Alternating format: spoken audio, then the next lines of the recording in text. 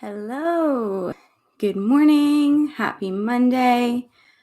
I am on YouTube Live because this video will be downloaded and put on my members page for her time of the month. So if you see me kind of looking back and forth, that is why. So I'm on Instagram here, YouTube here. So just wanted to start off, for those of you who don't know me, my name is Dr. Laura Pfeiffer, naturopathic doctor and creator of the Period Passport online program and her time of the month membership. I wanted to create these Monday sessions. The first thing that came to my head was calling them Menstrual Monday, which seems a little bit too obvious. So we'll work on that. But the whole reason why I wanted to create these kind of Monday short sessions was to answer some of your questions, go over maybe some myths when it comes to women's health and menstrual health, and just make it really kind of short and digestible. So I'm going to try to keep these under 10 minutes and save them on my IGTV, and you can watch them at your own leisure.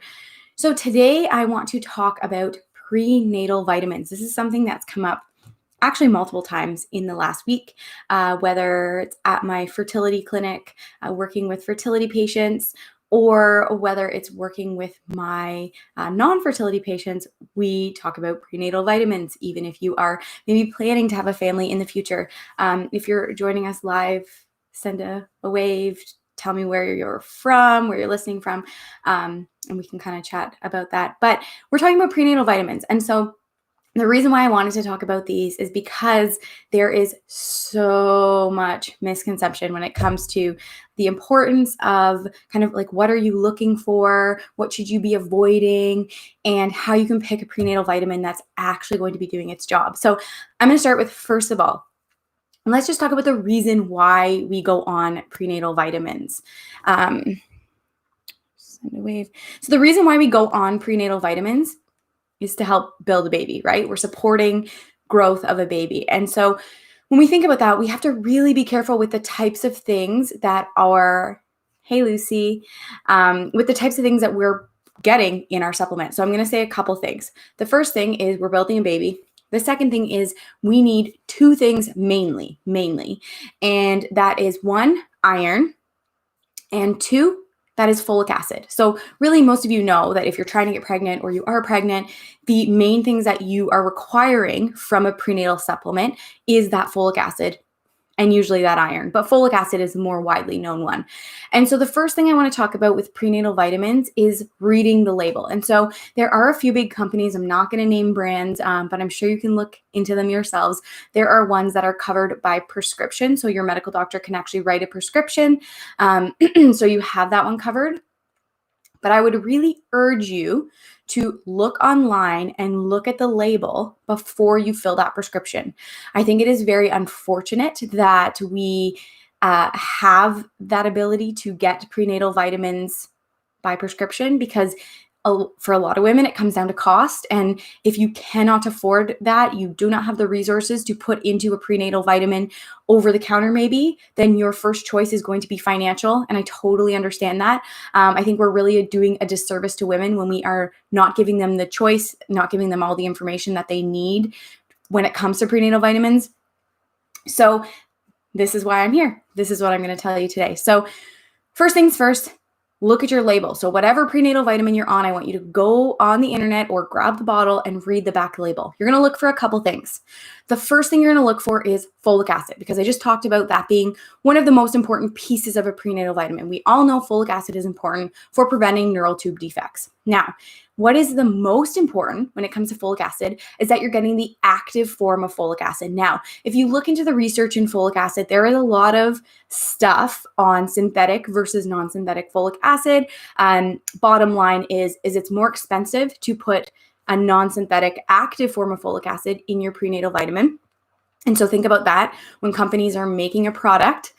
We have to look at what their values are and what they've done in terms of looking at the research. And so when we're wanting to put folic acid in a prenatal vitamin, we need to make sure it's the active form. So if your product says folic acid or folate, it is likely synthetic. We are looking for, it's going to be a big long word, and it's going to be 5-methyl tetrahydrofolate. So if you see something along those lines, that is your folic acid. We give the activated form because we know there are a percentage of women who actually can't convert the inactive to the active. And so this kind of bypasses that process and make sure that you're actually absorbing the folic acid that you are taking, which obviously is important to your health, baby's health, all the things. Next up, we look at iron. So I find a lot of women will stop taking prenatal vitamins because they're constipated or they have digestive issues, they have nausea, that sort of thing.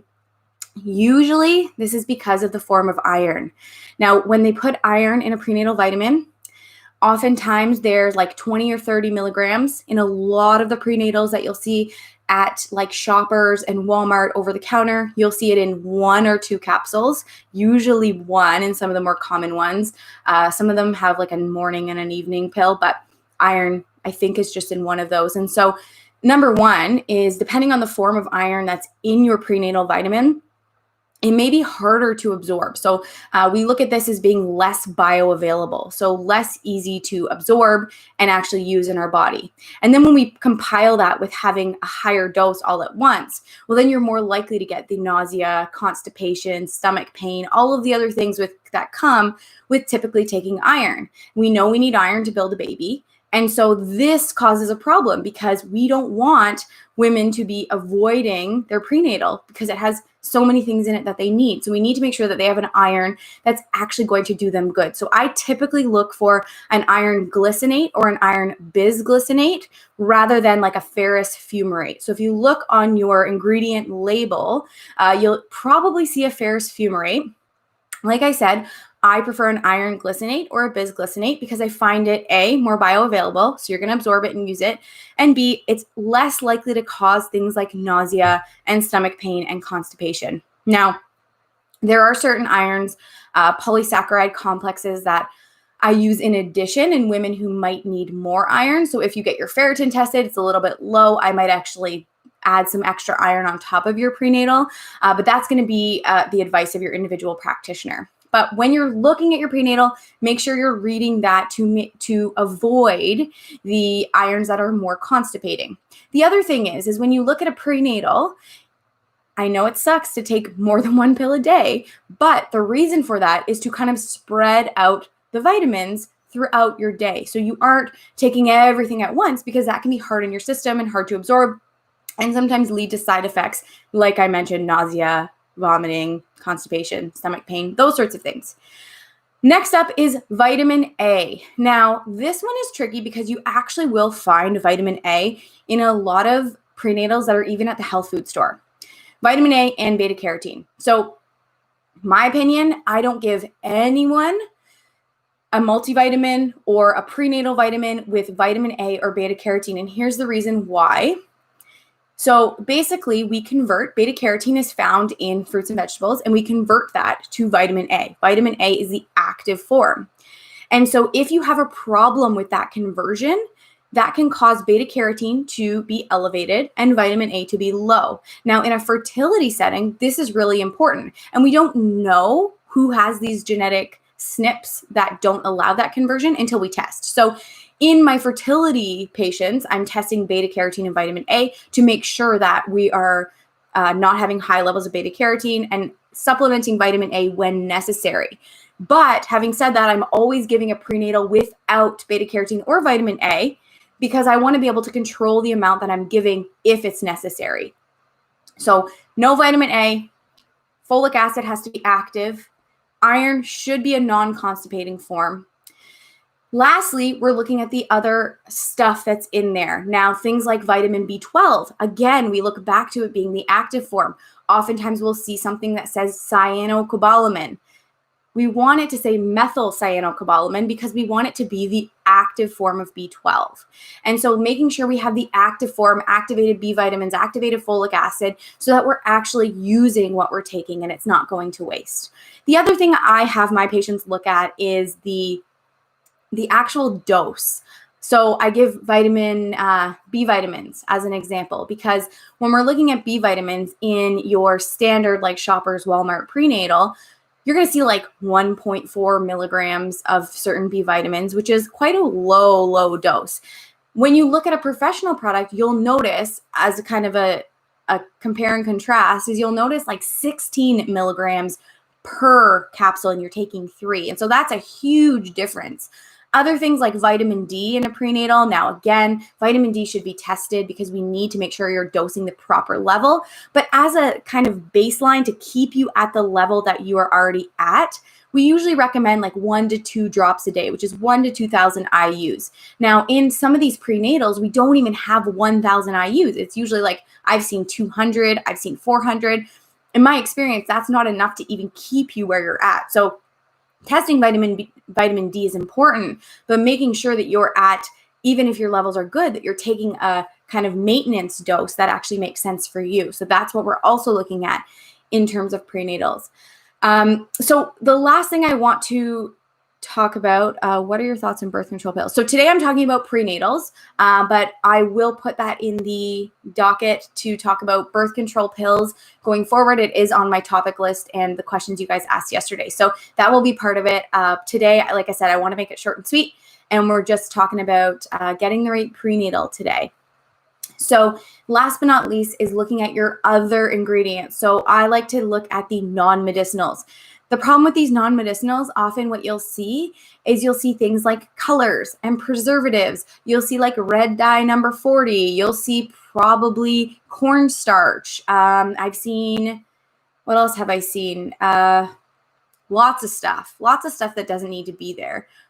Oh no, don't apologize. We will talk about birth control pills going forward in this kind of series, maybe next Monday.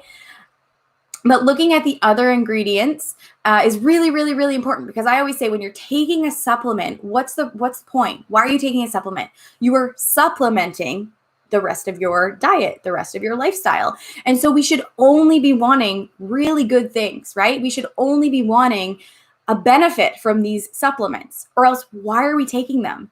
And so if we're really good at avoiding colors and preservatives, and I don't know, let's say we're sensitive to corn, or you're sensitive to gluten, or whatever you're avoiding, and then it's in your prenatal and you don't even know it.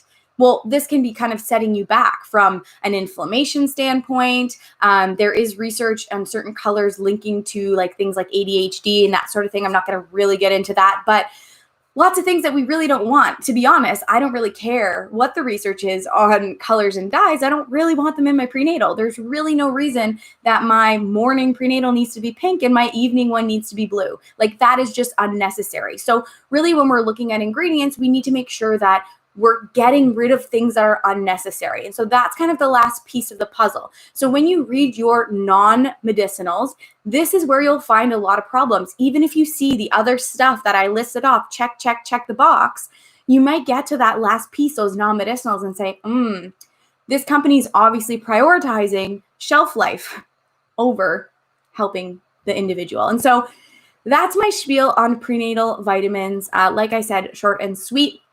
Hoping you guys learned a little something. Always drop your questions in the bottom if you have them. For those who just joined, we talked about prenatal vitamins and the importance of choosing the proper ones and what to look for on your label. When you work with me, this is what we talk about. And so in her time of the month, I'm going to be posting this video so you guys will have access to this.